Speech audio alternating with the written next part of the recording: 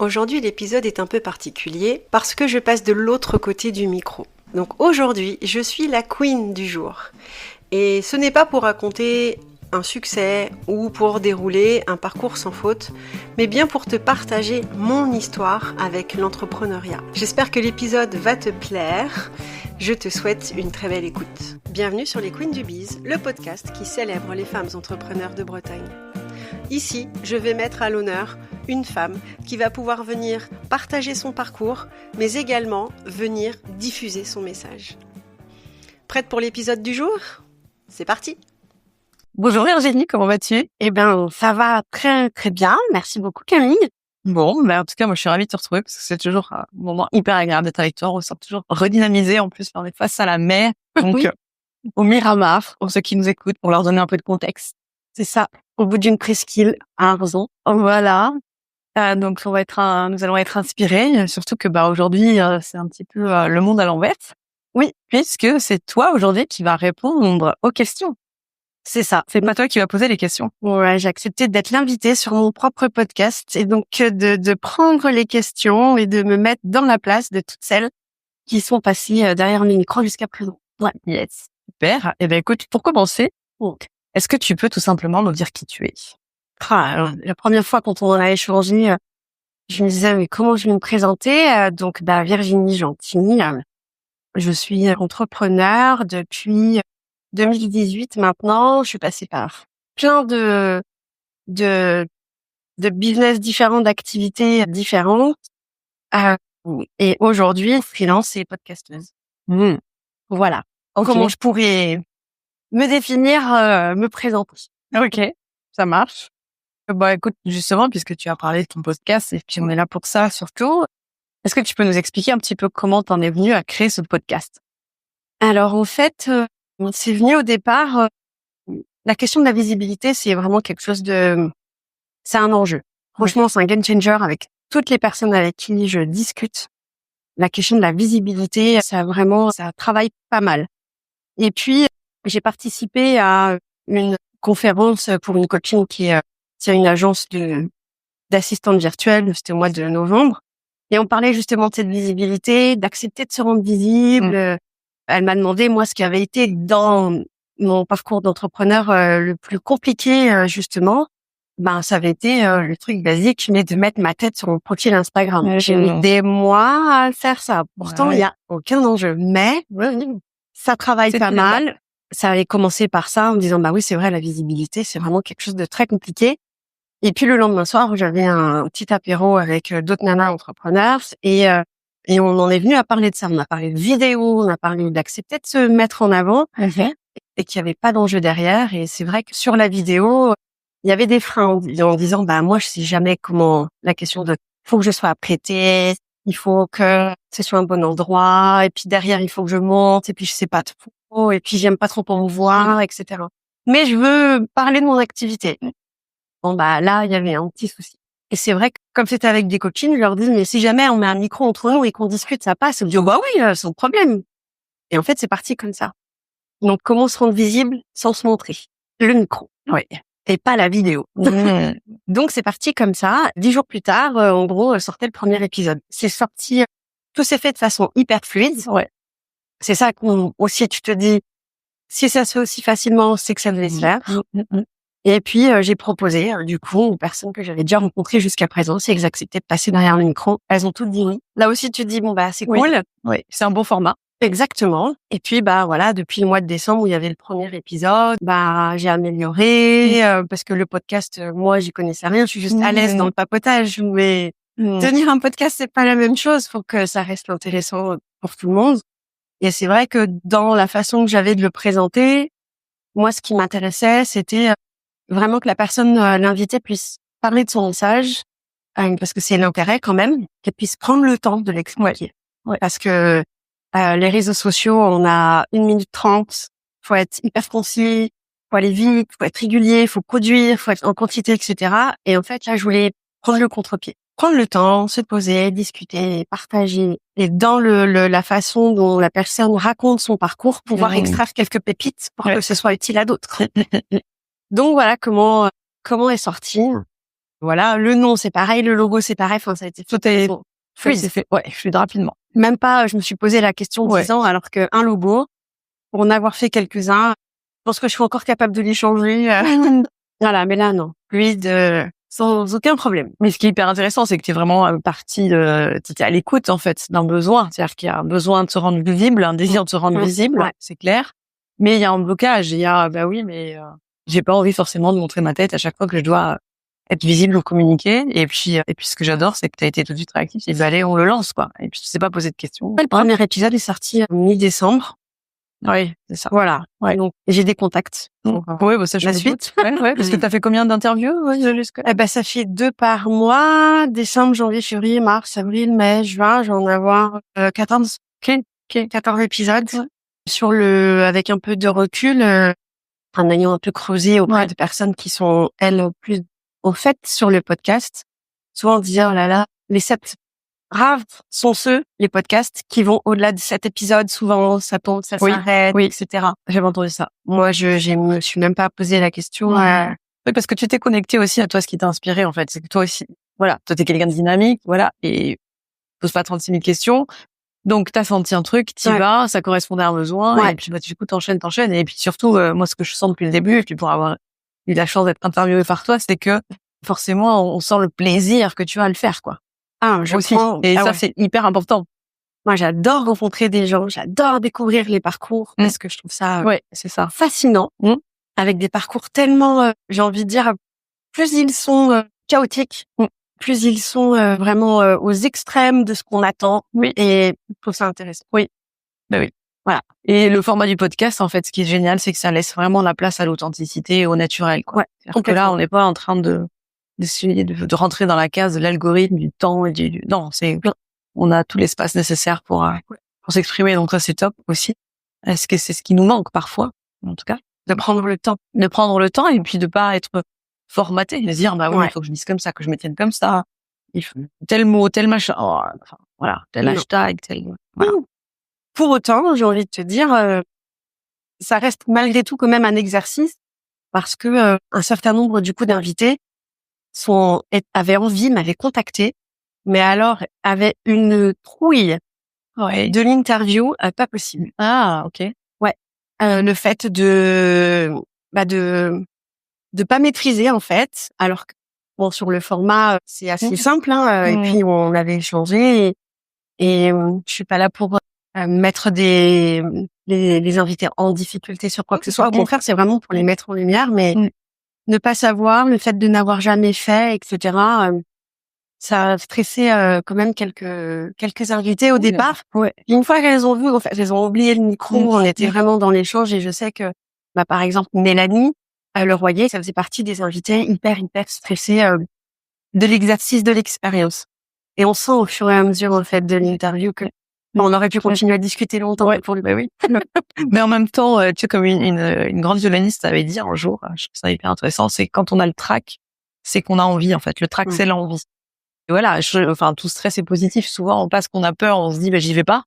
Quand j'aurai confiance, quand j'aurai plus peur, j'irai, alors que c'est l'inverse, en fait. C'est, j'appréhende, mais c'est bon signe, quelque part. Après, bah oui, l'idéal, c'est quand même de se mettre dans un état serein, un minimum pour y aller, sinon, mais c'est hyper intéressant. En tout cas, c'est vraiment une bonne lancée, très prometteuse, je trouve. J'espère qu'elle va continuer très longtemps. Ouais. Donc, tu nous as parlé du déclic. Et toi, est-ce que tu as appris des choses sur le podcast en les tournant, tous ces podcasts? Est-ce que tu as découvert des choses auxquelles tu ne t'attendais pas, mais sur le format podcast? Alors, j'ai appris. Du coup, je me suis davantage renseignée sur la technique, sur les outils, le machin, les trucs. Donc moi, je suis contente que j'apprends quelque chose. Pour moi, c'est ok, par principe. Et puis oui, en fait, t'apprends à être davantage dans aller plus loin pour continuer à mettre en valeur toute cette technique d'interview. En fait, moi, je trouve ça fascinant. Donc j'en apprends encore, etc. Je suis un mec qui est sur les réseaux, un Canadien, qui est hyper quali dans son domaine sur le podcast, qui s'appelle Marco Bernard. Ouais, en fait, là, c'est la ref du podcast. Donc, voilà, je le suis, je vois comment il fait. Je viens d'acheter son dernier ouvrage, vraiment pour essayer d'améliorer encore plus l'expérience avec les invités, aller encore plus loin, que ça reste fluide et naturel malgré tout. Mais essayer de retirer un max de pépites parce qu'on se dit voilà, on pourrait passer plusieurs fois en interview, il faudrait des angles différents, tu vois. Mais pour le premier, j'ai vraiment envie d'arriver à donner quelque chose de très très riche en expérience et en valeur. Donc je travaille davantage. Donc tu te formes encore sur podcast. Tu es en train de devenir vraiment l'experte podcast, quoi. Je vais dans cette voie-là. Ouais, bien. Enfin, je sens bien ça. Ouais. Donc c'est top. Et du coup, puisqu'on parle voilà de ton rapport au podcast et de la passion qui est en train de se développer, cette aventure t'a amené à faire évoluer le podcast. Voilà. Puisque ça fait 5 mois, on peut le dire, que tu fais des interviews qui sont offertes. Voilà. Donc c'est un temps monstrueux. Pour toi. Donc nous, on vient, on parle une demi-heure, un quart d'heure, on passe un super moment avec toi, voilà. Mais toi, derrière, c'est énormément de travail. Et donc, avec toutes les retombées dont tu nous as parlé, comment il va évoluer vers ce podcast? Est-ce que tu avais commencé à en parler en plus? Alors en fait, j'ai effectivement au départ, j'avais vraiment envie, quand je l'ai lancé, de rendre service à mes copines entrepreneurs. En leur disant, voilà, je tourne un micro, derrière, donc j'avais par exemple jamais ouvert de logiciel de montage, etc. Ah oui. Donc, non. Ah non, moi je commence de zéro, moi. Ouais, d'accord. Donc voilà, donc j'ai commencé par ça et j'ai vu que ça me prenait un temps mais vraiment de fou. Parce que comme c'était quelque chose que j'offrais, je partais du principe que je voulais pas investir de l'argent dedans, j'investissais déjà mon temps. Donc et puis au fur et à mesure, je me suis rendu compte que la communication, au-delà de la visibilité, la communication, réfléchir à comment on voulait communiquer, par quel média, sous quel format, était quelque chose qui était réfléchi pour certaines et pas pour d'autres. Et je trouve ça vraiment dommage parce que quand on a une activité, quand on a un business, savoir communiquer, comment communiquer, c'est vraiment ce qui va nous rendre service et c'est comme ça qu'on va acquérir la visibilité derrière. Donc j'ai décidé en fait de professionnaliser le podcast et de partir du principe que le podcast est un média qui doit faire partie de ta stratégie de communication quand tu es une femme entrepreneur ici en Bretagne. En l'occurrence pour venir sur le podcast des Queens du Biz. Et donc ça fait partie d'une réflexion. Tout est stratégie quand on a une activité, quand on a un business. Tout doit l'être. Ça tout dépend doit pour l'être. tout le monde, mais exactement. Tout doit l'être. Une stratégie financière, une stratégie commerciale, une stratégie de communication, tout ça. Ça doit se réfléchir parce que malgré tout, derrière, il y a un objectif. Faut manger à la fin du mois. Voilà. Donc, et si on fait rien de tout ça, on n'a pas les retombées qui vont avec. Et du coup, dans la communication, parce que je sais aussi que les réseaux sociaux, ça pompe l'air, pour dire gentiment, à pas mal de personnes. Le côté il faut, l'algorithme, aussi le salumi. J'ai vraiment envie de proposer le podcast comme étant l'opposé des réseaux sociaux avec un temps que tu peux prendre pour partager. La moyenne d'écoute d'un podcast, c'est 26 minutes. C'est énorme. On te dit, tu fais ton ménage, t'es dans la voiture, peu importe, tu vas marcher, un podcast, tu vas marcher. Tout le temps, tu peux écouter. T'écoutes. Et là, tu rentres dans l'intimité de la personne que t'écoutes. Et là, tu connectes vraiment. Et c'est là où c'est intéressant vraiment de travailler dans la communication. Et c'est pour ça que j'ai décidé de rendre payant les interviews en les travaillant autrement aussi et d'en faire vraiment un média de communication durable parce que ça reste. Contrairement à pas mal de choses dans les réseaux sociaux. On se dit 26 minutes. Si tu dois réfléchir à combien ça fait de réel que tu dois créer, etc., le temps que ça te prend et à condition que la personne ait vu l'intégralité de tes créations. Franchement, il y a un retour sur investissement qui est clairement très intéressant. Donc, j'ai décidé de rendre payant les interviews et pour les femmes qui sont déjà passées sur le podcast, de leur offrir une petite fenêtre ponctuelle de visibilité supplémentaire avec du sponsoring à partir du moment où il y a une actualité, un événement, etc. Si elles ont envie en amont d'en faire parler, du coup, elles ont là cette possibilité en sponsoring sur 3 épisodes en amont de l'événement de passer sur le podcast via un petit temps de sponsoring. Ok, hyper intéressant. Mais réservé à seulement celles qui sont passées parce que j'ai vraiment envie d'abord de bien connaître les personnes, qu'on soit auquel raccord sur les valeurs. Voilà. Donc c'est vraiment quelque chose que je propose en après interview. Et puis après, si elles veulent revenir en interview, et ben ça se travaille, etc. Mais j'ai vraiment envie de travailler l'angle de communication. Et bien évidemment qu'on parlera marketing à un moment donné, on n'a pas le choix. Oui. Mais de le faire autrement que par les réseaux sociaux et vraiment de prendre les... Ouais. Voilà. Ok. Et est-ce que tu peux, voilà, pour celles pour qui c'est un peu flou le podcast, tu vois, en termes de comment se l'approprier, quels sont les bénéfices pour leur activité, que tu peux nous en citer quelques-uns bénéfices? Bah alors, les bénéfices du podcast, pour celles qui n'ont pas l'habitude, j'en ai cité déjà quelques-uns tout à l'heure sur le côté vraiment authentique. Prendre le temps. Tu peux du coup le réutiliser de 50 000 façons. Plutôt, 50 000 façons différentes, à commencer par le mettre sur ton site internet. Parce que là, quelqu'un qui ne te connaît pas, qui a envie d'en apprendre plus sur toi, qui écoute le podcast, il est au clair sur qui tu es, ce que tu fais, comment. Et clairement, en fait, ça peut aider les personnes qui sont indécises, une fois qu'elles ont pris connaissance de ton univers, et vraiment passer un cap et de passer à l'achat et d'entrer en contact avec toi beaucoup plus facilement. Donc, ce soit sur le site internet. Et là, les réseaux sociaux vont pouvoir venir en support du podcast. Parce que plus tu vas en parler de façon naturelle, ça y est, tu l'as déjà fait, etc. T'es pas dans la réflexion. Qu'est-ce que je dois dire? Qu'est-ce que je dois faire, etc.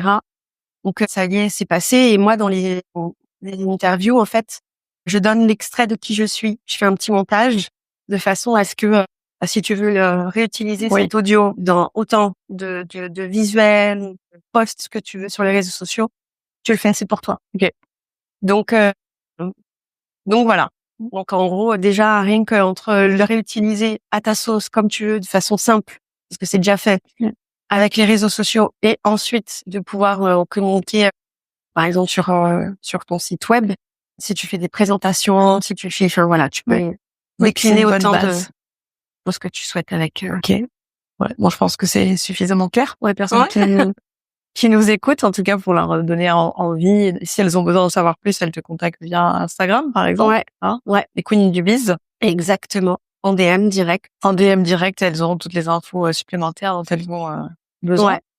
Bon, la tradition quand même, le but des Queens du Biz, c'est aussi de parler de notre vie d'entrepreneur. Et comme tu es entrepreneur depuis 2018, comme tu l'as dit, voilà, est-ce que tu as envie de partager des pépites de ce que tu as appris de plus important, toi? Alors, moi, j'ai appris... moi, j'ai commencé, j'étais entrepreneur, j'étais encore fonctionnaire. Donc, c'était un complément d'activité jusqu'à ce que je quitte complètement la fonction publique et que je me lance dans le grand bain. Sans savoir trop nager, je comprenais rien du coup à quel type de nage j'allais devoir utiliser. Parce que fonctionnaire, entrepreneur, c'est deux planètes. Et donc, je suis partie en 2022 et je suis passée par l'accompagnement. J'ai fait quelques accompagnements, mais j'étais aussi soutenue par France Travail pour cette période-là. Et j'y suis plus depuis le mois de décembre. Donc là, en fait, la peur du manque, ce que j'avais pas connu auparavant. La crainte du manque au niveau financier. Ça a été un truc assez important dans la prise de conscience me concernant. J'ai commencé à craindre pas mal de temps avant la fin des indemnités. Les quelques mois juste avant la fin des indemnités, je me suis trouvée extrêmement zen. Je sais pas, une confiance. Et comment tu l'expliques justement cette confiance? La confiance, en fait, je rebondis assez facilement. On en parlait tout à l'heure. C'est ce qu'on disait tout à l'heure avant de commencer. Pour moi, c'est la reine du rebondissement. Je rebondis assez facilement et je me dis, voilà, je sais faire tellement de choses. Je suis capable de m'adapter à tellement de choses que je trouverai une façon. Même si je dois passer par des phases extrêmement désagréables avec des choix à faire pour aller travailler à certains endroits alors que t'as pas envie, etc. Mais quoi qu'il arrive, tu t'apprends des choses de tes expériences. Donc voilà. Et puis j'en ai déjà parlé avec Mélanie, justement Mélanie Leroyer, on parlait du yoga. Et moi, le yoga, c'est un outil qui augmente de façon exponentielle la résilience. Plus tu pratiques, plus tu t'ancres, plus t'es dans le corps, moins t'es dans la tête. Et moins le hamster tourne et mieux ça va. Donc en fait, c'est ça. J'adore. par rapport à l'Ayurveda, que je pratique, que je connais très bien, je sais que moi, le mental, je sais à quel moment je suis vraiment trop dans le mental. Et donc, je sais qu'il faut que je repasse par le corps. C'est un outil aussi qui est super important pour moi, et la respiration.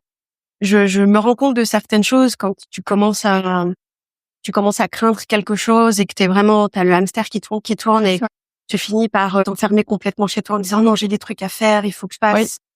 Et en fait, non, c'est à ce moment-là, il faut que tu coupes, va prendre l'air, connecte-toi à quelque chose de plus grand pour avoir une vision plus large. Ouais. Tu vois? Ouais.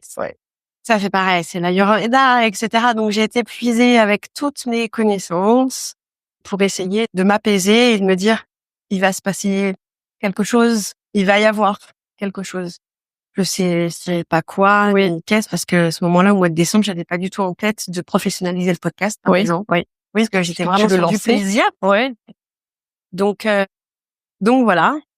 Et puis, j'ai saisi les opportunités au fur et à mesure qu'elles se présentaient.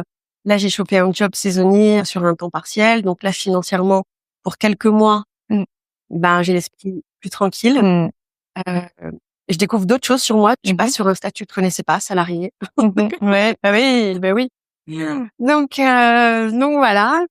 Et quelques activités freelance à côté, etc. Où là, je suis plus OK avec moi-même à travailler de chez moi. Ouais. Mais voilà. Du coup, je cumule un peu différentes casquettes, différentes postures, et je continue de m'adapter. Et je me dis, on verra pour le mois d'octobre, quand la saison sera finie, comment j'aurai rebondi, etc. Donc, j'ai quelques projets en poche. Donc, t'as une très grande créativité. Et les portes sont vite ouvertes, en fait, en cette fin de période de post-travail, là, où tu sais, qu'est-ce que je fais? Voilà. Et donc, pour résumer, parce que je pense que ça peut en aider plus d'une, ces moments d'insécurité, d'incertitude, même financière. En fait, toi, tu nous as bien dit qu'on revenir au corps, rester ancré dans le corps, pour pas que ce soit le mental qui prenne le dessus. Ancré au corps, donc tu parlais par le yoga, mais voilà, il peut y avoir d'autres choses. Mais c'est vrai que le yoga est hyper intéressant à ce niveau-là, pour rester dans l'apaisement, en fait. Parce que si on part dans le stress, dans la panique, c'est là que tout coince, quoi. Alors que toi, donc, t'as réussi à rester dans cet apaisement autant que possible. Je me souviens, tu me disais, non, je dors bien, ça va. Oui. Je dors. Ouais, ça va bizarrement, je dors bien. Ouais, voilà. Donc, J'avais pas de soucis de sommeil, alors que j'avais des copines, je sais, où elles étaient, elles, dans le manque, le stress du manque financier, et elles me disaient, je dors pas. Donc, c'est des phases compliquées. Ça veut pas dire que j'étais zen tout le temps. J'ai eu des gros downs, mais voilà, je prenais l'expérience telle qu'elle était, et je me suis armée des outils dont je disposais. J'ai pas été chercher midi à 14h. J'avais quelques outils que tu connaissais déjà, et voilà. Donc on parlait aussi quand on s'enferme, etc., d'aller se connecter à quelque chose de plus large, de grand, d'aller marcher. Des choses toutes bêtes qu'on entend, mais oui, parce que tant que c'est le mental qui est en mouvement, ça ne marchera pas. Le stress, il monte. C'est pas bon, l'anxiété, le sommeil, etc. On alimente des pensées négatives au lieu de laisser de les couper, en fait. Parce qu'on a tendance à suralimenter le mental, se remettre dans l'action, faire plein de choses, alors qu'en fait, c'est pas forcément la priorité. C'est d'abord pour retrouver, garder un maximum de lucidité, quoi. Pour attirer après. C'est ça qu'il faut. Bon, après, évidemment, on passe un peu à l'action, mais c'est le calme avant tout, quand même. Mais l'action, elle est réfléchie. C'est ça. Pas, il y a une stratégie derrière. Et là, on revient aussi à la stratégie. On fait pas n'importe quoi, n'importe comment. On verra bien. Non. En fait, on réfléchit parce qu'il y aura une déperdition d'énergie. Et là, dans ces moments-là, on a besoin de notre énergie. Donc, faut pas en faire n'importe quoi. Et voilà, on a que 24 heures dans une journée. On a, une énergie qui est limitée.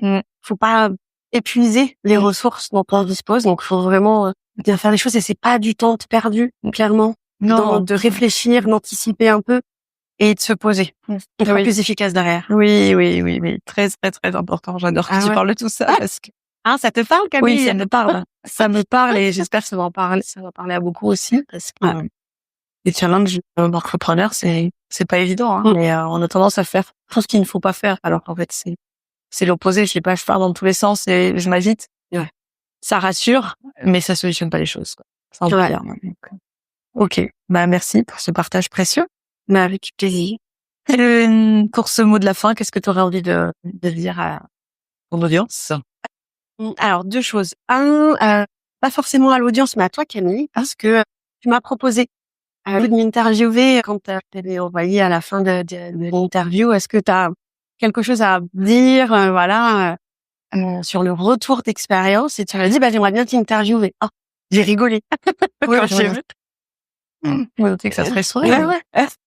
Du coup, j'ai accepté de partager, d'être derrière, parce que je trouve ça aussi intéressant, d'expliquer qui je suis, etc. Et pour celles qui ne me connaissent pas, de savoir aussi ça peut matcher en fait dans la relation et le travail qu'on pourrait faire ensemble. Donc merci de cette opportunité. Avec grand plaisir. Et puis vraiment un conseil, ça serait vraiment, j'avais envie de dire, reprenez le pouvoir, que ce soit sur votre valeur, parce que souvent on est les fortiches de je ne mets pas suffisamment en avant ce que je suis. Donc avec toutes les valeurs en lien, reprends le pouvoir de ton avenir avec comment tu veux être perçu, comment tu veux être reconnu. Et c'est OK en fait de faire de l'argent même si t'es une femme et même si t'es dans le bien-être et même si t'es dans la spiritualité et etc. parce que ça arrive souvent. Il y a pas de débat en fait. Tu es dans une activité financière, tu es là pour faire quelque chose qui te plaît et que ça te nourrisse autant de façon psychologique que physique en remplissant le frigo à la fin du mois. Donc il y a pas de débat à avoir. Et si tu vends une prestation, c'est que tu es là avant tout pour servir quelqu'un. Oui. Donc vendre, c'est servir. Oui, Contribuer, servir. c'est ça. Oui. Et il y a rien de mal et de négatif. Faut se décomplexer avec ça. Donc voilà, vraiment le conseil c'est d'arriver à prendre cet angle-là, que vendre c'est servir, que le marketing c'est pas mal. Oui. C'est juste arriver à bien parler à quelqu'un qui a un besoin et toi tu as la réponse. Donc arriver à bien communiquer, à bien se comprendre. C'est juste ça du marketing. Donc voilà. Je pense que avec ces deux-là, je pense qu'on a pas mal avancé sur le sujet. J'adore. Je le valide complètement. Je suis tout à fait d'accord. Oui. Donc voilà. Comment je pourrais Notez bien les mots de la fin de Virginie parce qu'ils sont top. Les autres aussi, mais ceux-là particulièrement. Donc voilà. Écoute, merci beaucoup pour toutes ces pépites et ce moment. Merci à toi Camille. Et puis longue vie aux Queens du Biz. Espérons. Merci d'avoir écouté cet épisode des Queens du Biz. J'espère que cette interview aura su t'inspirer, te motiver, te réconforter si tu en avais besoin. Pour m'aider à briller encore plus et pour accompagner d'autres queens à briller davantage, je t'invite à laisser un avis 5 étoiles sur ta plateforme de podcast préférée. N'oublie pas de partager l'épisode à tes proches, à tes copines, entrepreneurs ou pas, et sur tes réseaux. Retrouve-moi sur Instagram, sur le compte Les Queens du Biz, où je te partage les coulisses et d'autres profils de femmes audacieuses. On se retrouve très vite pour un nouvel épisode. À très bientôt!